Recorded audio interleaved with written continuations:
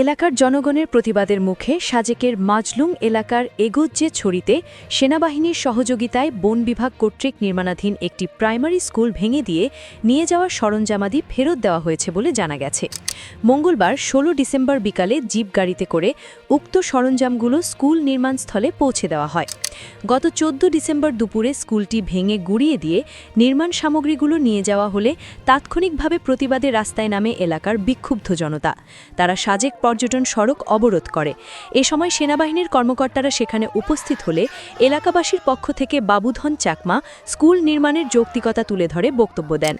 শিক্ষা যেহেতু জাতির মেরুদণ্ড, এটা যদি এই স্লোগানটা যদি চিরসত্য হয়ে থাকে, তাহলে আমাদের পাহাড়ের শিক্ষা থেকে বঞ্চিত হওয়া যে সমস্ত ছেলেমেয়েরা আমাদের স্ব এলাকায় এক একটা শিক্ষা প্রতিষ্ঠান দরকার। মানুষ যেখানে বসবাস করে স্যার, মানুষের যে মৌলিক 5টি চাহিদা আছে, শিক্ষা, চিকিৎসা, বাসস্থান, অন্ন, বস্ত্র, এভাবে করে মানুষের যে মৌলিক চাহিদা 5টি চাহিদা, তার থেকে এই শিক্ষা জিনিসটা প্রাধান্য। একজন মানুষ হিসেবে পরিচয় দিতে গেলে কি দরকার? শিক্ষার দরকার হয় স্যার।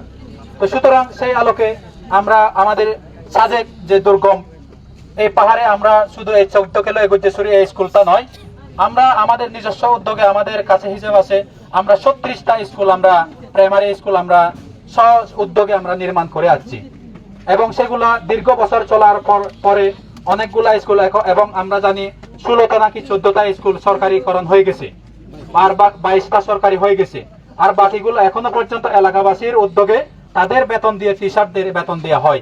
সেভাবে আমরা আমাদের শিক্ষাটা আমরা ফুটিয়ে তুলতে চাচ্ছি।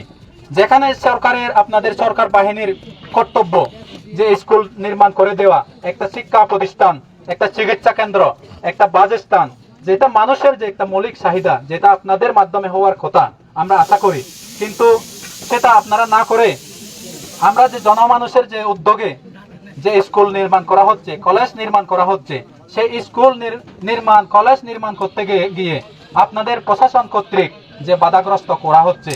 তারা ২৪ ঘণ্টার মধ্যে স্কুল নির্মাণ সরঞ্জামগুলো ফেরত দেওয়ার দাবি জানান, কিন্তু উক্ত সময়ের মধ্যে সেগুলো ফেরত দেয়া না হলে ১৫ ডিসেম্বর বিকাল ৫টার সময় এলাকাবাসী বিক্ষোভ প্রদর্শন করে অনির্দিষ্টকালের জন্য সাজেক পর্যটন সড়ক অবরোধ কর্মসূচির ঘোষণা দেন।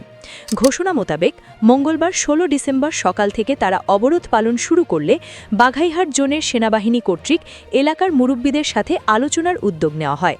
মঙ্গলবার সকাল 10টা থেকে দুপুর 12টা পর্যন্ত এগোজ্জে ছড়িতে ভেঙে দেওয়া স্কুল মাঠে অনুষ্ঠিত আলোচনা সভায় সাজেক ইউনিয়নের চেয়ারম্যান অতুলাল চাকমা সহ স্থানীয় মুরব্বী ও গণ্যমান্য ব্যক্তিগণ উপস্থিত ছিলেন।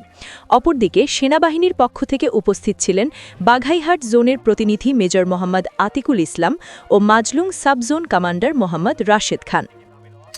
সভায় এলাকাবাসীর পক্ষ থেকে ৩ দফা দাবি জানানো হয়। দাবিগুলো হচ্ছে: আজ ১৬ ডিসেম্বরের মধ্যে স্কুল ভেঙে নিয়ে যাওয়া সরঞ্জামাদি যথাস্থানে ফেরত দেওয়া, বন বিভাগ কর্তৃক এলাকাবাসীর বিরুদ্ধে মামলা দায়েরের প্রক্রিয়া বাতিল করা ও স্কুল পুনর্নির্মাণের ক্ষেত্রে সকল বাধা অপসারণ সহ প্রশাসনের সহযোগিতা প্রদান করার দাবি জানানো হয়।